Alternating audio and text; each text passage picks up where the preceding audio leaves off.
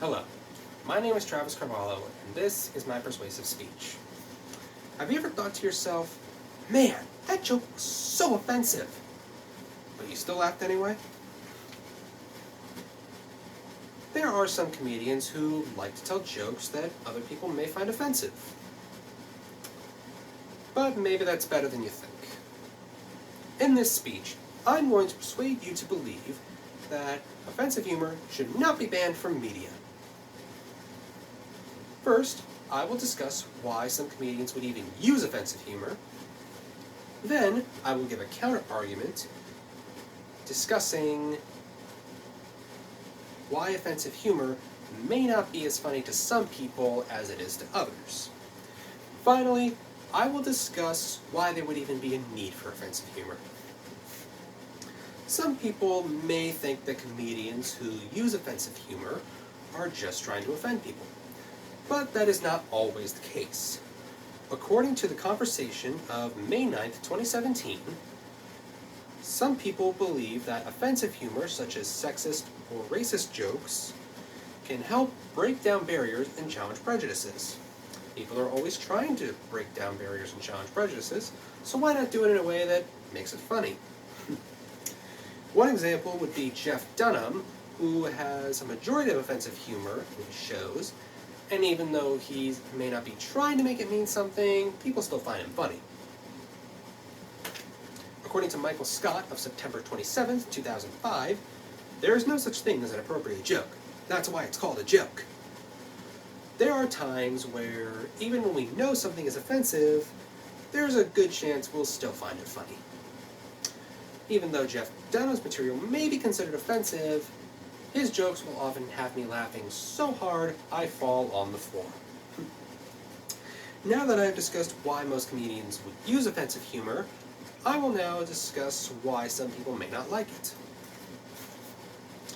Even though there are plenty of people who are fans of offensive humor, there are also some people who may not enjoy it as much as others.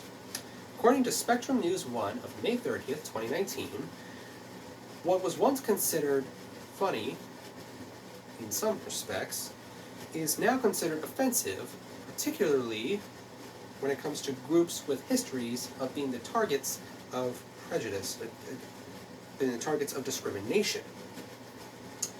A long time ago, people did not care whether or not comedy was offensive. People just told jokes and we all laughed at them. Nowadays, we live in a time where people have become a little more sensitive and the offensive parts of humor have become a little more obvious. According to the Signal of February 25th, 2020, there are tons of comedians who are able to make a living and then some without having to rely on edgy humor to get their laughs. One example would be one of my favorite comedians, Gabriel Iglesias, also known as Fluffy, who has no form of offensive humor in any of his shows. He does use curse words every now and then, but a majority of his show is him talking about his everyday life, and he always gets everybody laughing. Now that I've talked about why offensive humor is not for everyone, I will now talk about why we would need offensive humor. Even though not all comedians use offensive humor, an argument can be made as to why having it in media could be necessary. According to Zocalo Public Square of September 19th, 2016, humor is an entryway unlike any other.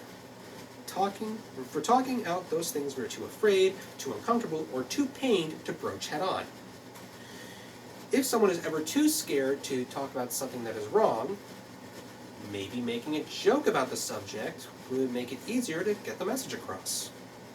However, the important thing to remember when using offensive humor is to always include the humor and not just offend. According to Eric Duckman of June 11th, 1994, it's precisely when comedy is offensive we need it most. Actually, it's precisely when humor is offensive we need it most. Comedy should provoke It should blast through prejudices, challenge preconceptions. Comedy should always leave you different than when it found you. Sure, humor can hurt, even alienate, but the risk is better than the alternative, a steady diet of innocuous, childproof, flavorless mush. Demand to be challenged, to be offended, to be treated like reasoning, thinking adults, and raise your children to be the same. Don't let a comedian, a network, a congressional committee, or an evil genius take away your freedom to laugh at whatever you want. I would be lying if I said I've never laughed at an offensive joke before. But I'm pretty sure we all have at one point or another.